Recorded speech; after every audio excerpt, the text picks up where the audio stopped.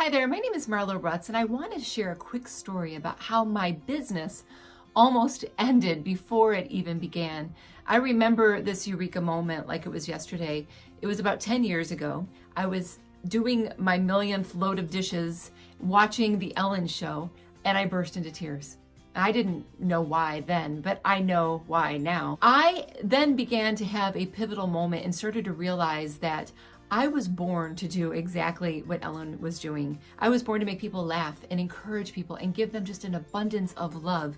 And I was standing here picking dried spaghetti out of a pan. I felt ashamed because why would I want more? I was lucky to stay home after a long career in the corporate world and be with our children. That's what I wanted, right? So why was I so unhappy? I felt ashamed, on the other hand, because I knew that I had so much in me to give. Years went by and things started to change. I started to trust in my faith. I trusted that what I was feeling was real. I knew that I was born to do this, but I needed to figure out how, so I began to pray. And I said, God, please, if this is what you're calling me to do, please make it crystal clear, because I have now spent 3 years organizing and labeling everything in our house, just trying to deny that this is what you're calling me to do, but how? I was sitting on our bedroom floor, folding the millionth load of laundry because, that's what I do. And our daughter Kailani came in. She came bouncing in our room and she said, Mommy, I want to write a story called Sleeping Beauty. And I thought, well, I don't want to break her heart, but I think I've heard of that story. And she said, no, Mommy, not the regular Sleeping Beauty. Mommy, I want to write a story about a gal who has all of this beauty on the inside of her, Mommy. That in my story, the girl's beauty on the inside of her is what is asleep, not the girl on the outside. I was like, what? That changed everything. I've encouraged her to write the story since, and she doesn't want to write it. I believe that was a little God sprinkle to show me the transformation that was going to start to take place. I knew that what he was calling me to do was write a talk called Wake Up, which I did. But I needed to start with myself before I could encourage other women. I needed to see that we are all beautiful on the inside. We all have a purpose. We are fearfully and wonderfully made, but what we are meant to do is to live that out peacefully. I realized I could do all this and still be a stay-at-home mom, that there was comedy and inspiration all around me with all of our kids. So I did take action. I enrolled in a certification program. I became a certified master empowerment coach. I joined the Christian Comedy Association. I found my tribe of women.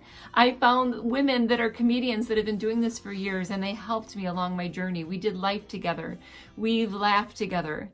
And I think the lesson that I learned along the way is to enjoy the step that we're on, to not listen to that limiting belief voice inside of our head that fills us with shame and guilt and fear, so much that we almost put a stop to things before it even begins. I learned that life is like a connect the dots, and sometimes we're not given the dots in order. And sometimes the dots that we're given in that moment and on that step is just a glimpse at the hope and the calling and the nudging of something that we are meant to do. But to enjoy the process in the wilderness, if you will, enjoy and seek peace and just seek the right answers and the right truth, and to start telling ourselves the truth instead of the limiting belief lies that we tell ourselves as women. So today I am a certified master empowerment coach. I get to travel around and do keynote speaking, comedy shows. I get to work with clients one-on-one. And really what I'm doing is just sharing my heart and my story and the tools that I've learned along the way. I just learned a formula for telling the jokes that I've always been telling. And I realized it was all about just stopping, finding peace, and finding the joy. I also listened to a prompting in my heart that started about 4 years ago to build a space in our basement that looks like a comedy club. It's called the Cubby Hole, but it's a space for friends and family and people in our community to come and enjoy some laughter, some light, and some love, some inspirational talks, comedy shows. I couldn't be happier than I am right now.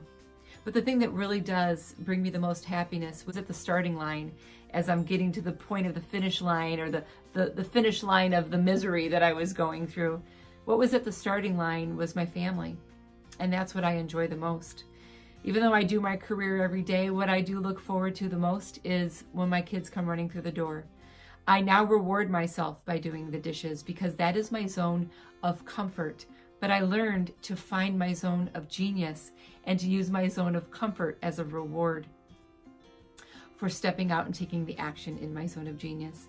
I hope this inspires you today. I hope that you are trusting the truths about yourself, that we are all fearfully and wonderfully made, and there is inner beauty, purpose, and peace for all of us to discover. I hope you find yours today. Thanks for listening.